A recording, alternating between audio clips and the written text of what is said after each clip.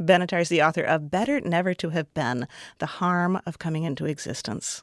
Steve Paulson wanted to know if he really means it.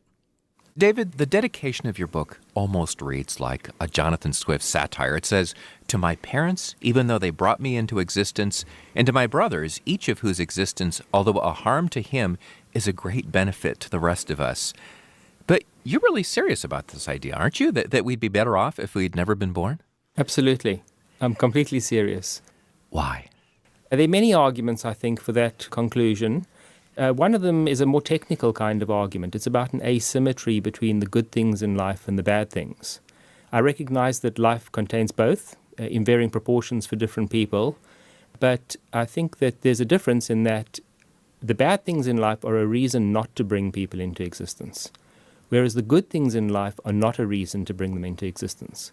And that's because the absence of good things is only bad if there's somebody who's thereby deprived. So if there's nobody there who's missing out on pleasures, for example, or other good things in life, that's not something that's bad. And you're saying that, on the other hand, by definition, coming into life is bad because there will be pain? People will suffer pain? Yes. So the effect of that is that so long as a life will contain some bad in it, there's a net harm to coming into existence. Now, I don't think that argument by itself shows that it's wrong to have children, for example. I think it does show that it's a harm, but it might be a negligible harm. And that's why we come to my next argument, which is one about the relative balances of good and bad in a life. And there I think we tend to radically underestimate the amount of bad that there is. And so I point to ample psychological literature which shows that humans have this bias towards optimism, that they tend to underestimate the amount of bad there is in life. And then I go through various theories that say something about what it is for a life to be good. And I show how in all those theories, there's actually much more bad in our lives than we would like to think. Wait, so you're saying if you were to add up all the bad stuff in our lives and all the good stuff in our lives, the bad column would far outstrip the good column? Yes. Okay, you're gonna have to explain this. That's not obvious.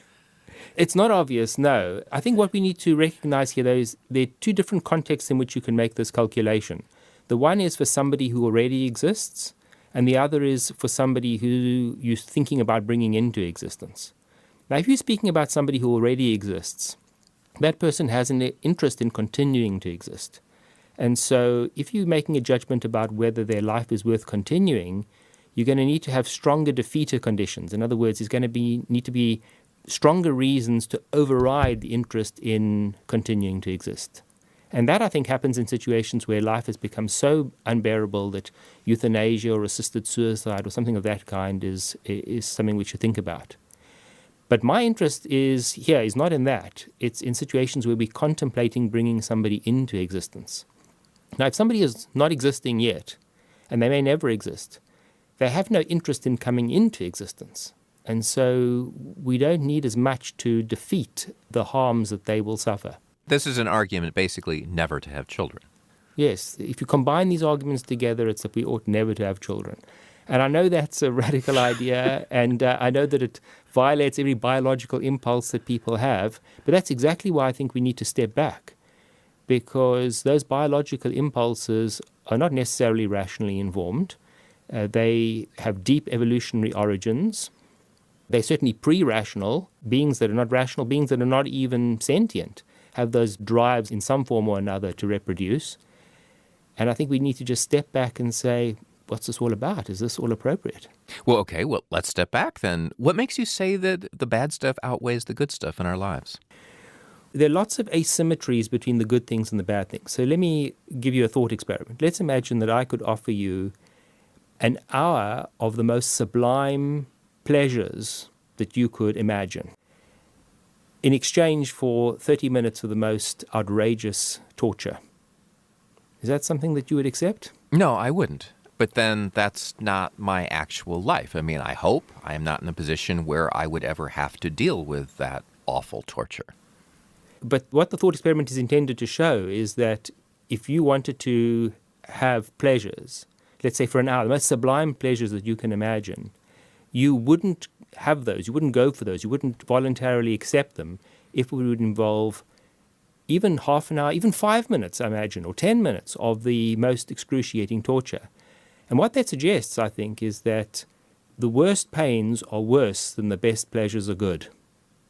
Okay, I would grant you that. There is another argument that I would guess has deep philosophical roots and as well as religious roots, and that's that part of what life is about, part of what makes it meaningful, is that there is suffering, but you got to go through it, and by dealing with it, but in a profound way, you will find more meaning, and you can often come out the other side of it, and actually life is richer at that point. Well, again, if that is true, that's true for existing people. So would we go out of our way now to create new people who can now have this suffering so that their lives can have meaning? If they don't exist, they don't need meaning in their lives. And if you take your argument too far, then it might in fact be an argument for inflicting suffering, because you'll say it's something to grapple with, to wrestle with, to give your life meaning. And that again sounds to me like a sort of indecent view. Okay, I want to come back to this question of whether to have children or not. Obviously, you're saying it's philosophically, it makes more sense not to have children. What about if someone's pregnant? Are you saying the fetus should be aborted? Well, it depends. So if you combine my view with certain views about fetal moral status, that is to say the moral status of a fetus, then it might imply that you ought to abort at the early stages of gestation. I think at the later stages of gestation, once you've got a sentient fetus, then the fetus has actually already started to exist in the relevant sense, and then abortion may be problematic. But if you're dealing with a pre-sentient fetus, and you say, well, look, in the relevant sense, it hasn't begun existing, then this might imply that you ought to abort, that the morally preferable thing would be to abort. But that's a separate view from the antinatalist view. You have to combine antinatalism with some views of fetal moral status in order to generate what I call the pro-death view on abortion. It doesn't follow automatically. It has to be combined. I take it that you do not have any children yourself. That's a personal question, and I don't think the strength of my arguments should rest on whether I am a hypocrite or not. I think that's highly relevant. It sounds like maybe you do have children. No, I believe these are my own arguments, and I act on them. Wait, are you? So you won't answer the question then? Well, I don't have children, but I don't think that's whether I have children or not is relevant to the strength of the argument. Okay. No, I mean that. Thank you. Thank you for answering. I mean, the reason why I'm resistant to answering it was I think people get distracted by a personal detail that I don't think is relevant. Okay. Would you describe yourself as, just personally, as more of an optimist or a pessimist? I don't think one can make those categorical statements, because I think there's some things that we have reason to be optimistic about. I have reason to be optimistic about my chances of surviving until tomorrow. I do not have good reasons to be optimistic about my chances of surviving to live to the age of 120 or 150. So I don't think one can just categorically describe oneself as an optimist or a pessimist. One has to ask, what are you optimistic or pessimistic about? And then ask whether optimism or pessimism in that area is warranted or not. Okay, let me rephrase the question slightly. Would you describe yourself generally as an upbeat person, as a happy person? Another one of those personal questions. That's right. Well, I think that's relevant. I would just like, because I'm not sure that you can deal with this at strictly a philosophical level. It seems that we're talking about quality of life, and there's something profoundly subjective about that. Well, I don't want to get too personal here, but perhaps I should just say that lots of people who know me have difficulty believing that I actually hold these views. But I do hold them. Okay, I'm going to ask another personal question because I think it is highly relevant here. Do you wish you had not been born? Would you rather not exist? Yes. I'd rather not have existed. That's different from would I rather be dead. Right. Does that do you think about that much? Yes. I think we all should. Now, some people might say that's crying over spilt milk, but there are prospective benefits to be gained here. Because I think if you have a certain sensitivity to the way the world is and to the amount of suffering that there is in the world, not just your own, but other people's, then you might think twice about having children, about participating in a culture that encourages people to have children, that frowns on people who don't.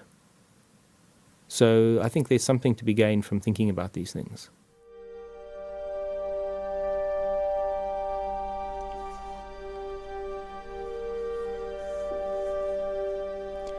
David Benatar is the author of Better Never to Have Been, The Harm of Coming into Existence. He talked with Steve Paulson.